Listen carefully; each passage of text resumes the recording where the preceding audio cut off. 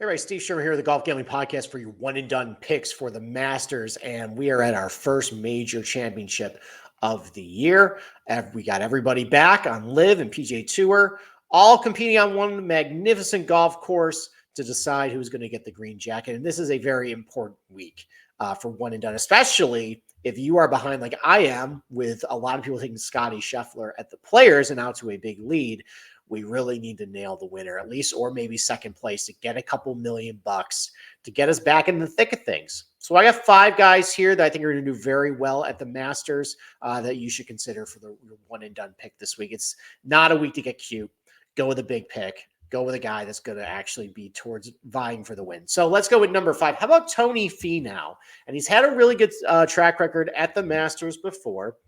Couple top 10s, and he recently made the driver switch. Well, not a driver switch, but he changed out his shafts at the Houston Open, and that was something that he was really struggling with for a couple terms there, and he drove it awesome at the Houston Open and at a golf course that was simulating Augusta National conditions with the ryegrass tight lies around the green, with the undulated greens, and the fact he came second in that tournament and hit the ball awesome and seemed to fix the driving woes. He is in prime position for another really good finish at Augusta National. I don't know if he's actually going to win, but I think he's going to be vying for the win coming down on Sunday. The ball striking with him has returned to the elite levels we saw of him last year. He's been great around the green. That's really going to help him when the weather gets really bad, and it's going to help him when things get a little more scoreable in order to save some strokes there. So let's go with Tony Finau, possibly as a pick for you for your one and done pick. Number 4, how about Ludvig Aberg? So I have already used him. I use him at Pebble Beach. I got a couple million from him. That's very good. But if you haven't already, don't be scared of the fact that he's a debutant at the Masters. The kid is super talented.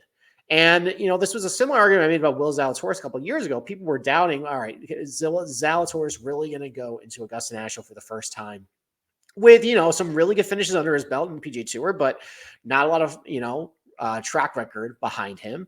And he finished second in that tournament. And a guy with as much talent as Ludvig does, who is an elite driver, a great long iron player, solid around the green as well.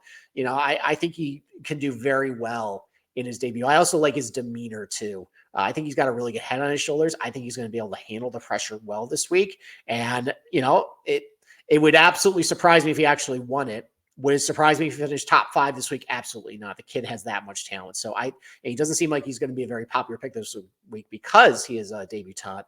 That could be somebody to maybe use for a good score and one and done this week. Number 3, Brooks Koepka. Obviously, I wish he did better at Doral. I wish that he did exactly what he did last year before the Masters, where he won Orlando and came back to the Masters the following week and finished second. I wish he even just top 5 like he did at Live Tulsa. I can't believe they played in Tulsa, by the way. What the hell was that? Anyways, so he top 5 at Tulsa, and then he came to the PGA Championship and he ended up winning. But him tanking over the weekend, after looking really good on Friday for what I thought, on Friday he bogeyed the first hole, but he didn't bogey any of the remaining 17 holes that he played on Friday, ended up carding 4 birdies to finish the day at -3, a couple shots back to the lead.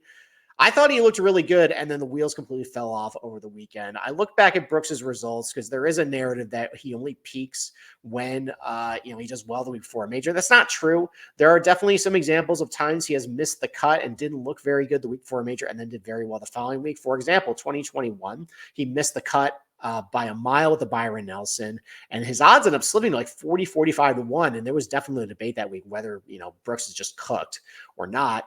And he, right out of the gates, did awesome on Thursday to make everybody who bet him that day or that week look good. And to come in second in the tournament. I believe the week before he won, I think it's Shinnecock Hills, possibly. This was in 2019 at Pebble Beach, the U.S. Open. He missed the cut at Palmetto, which is, the tournament down in South Carolina. They don't play anymore.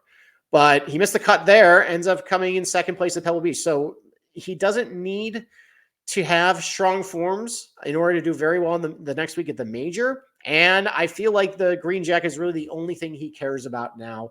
Maybe he just saw that he was playing really well and solid on Friday at Doral, knew he had it, and decided, why should I kill myself, and exerted a lot of energy at Doral, a very demanding golf course, and maybe just, coast into the Masters. So I think he's going to do very well this week. He is definitely somebody who can keep up with Scottie Scheffler and take him down at a major championship. I think he's still the reason. And, at major championships in your one and done contest, it's probably good to start using these live guys. So I think Brooks is probably still a very fine play for one and done. Number two, speaking of another live guy, how about Jon Rahm? We talked about him last night on the podcast, Andy Like, and while I don't think he's actually going to go back to back, there's absolutely nothing that what he's doing on live right now that, makes me doesn't think he couldn't be contending for the win again.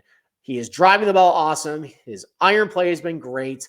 He's been really good around the green. The putting has been a little bit hit or miss so far this year.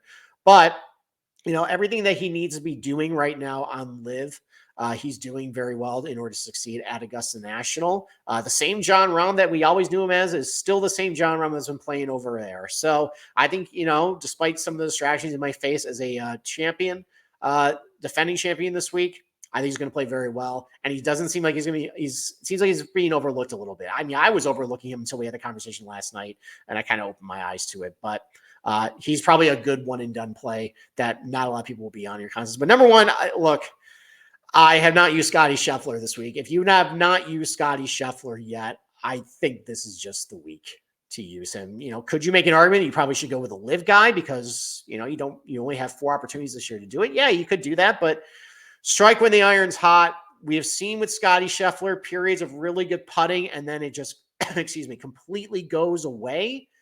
I don't know if I really want to entertain that prospect. Everything is really, I'm not betting Scottie Scheffler in the betting market, but I can certainly use him in one and done in order to try to get back in the, my contest and really start and fight for the money position. So I'm going to go with Scottie Scheffler, my one and done pick. I'm guessing probably a lot of people will, but if you haven't yet, what are you waiting for? So that is it. Thank you for watching. Please subscribe to our YouTube channel. If you haven't already, download our podcast and subscribe to our podcast on Spotify and Apple, wherever you get your podcast mediums. Go follow us on X and on TikTok as well. I have an underdog video over on TikTok. You might want to check out for some things you do for round one. And with that, good luck with your one and done contest. Good luck with your betting card. Good luck with your DFS lineups at the Masters. And more importantly, enjoy the Masters. Enjoy this weekend. We'll talk to you later.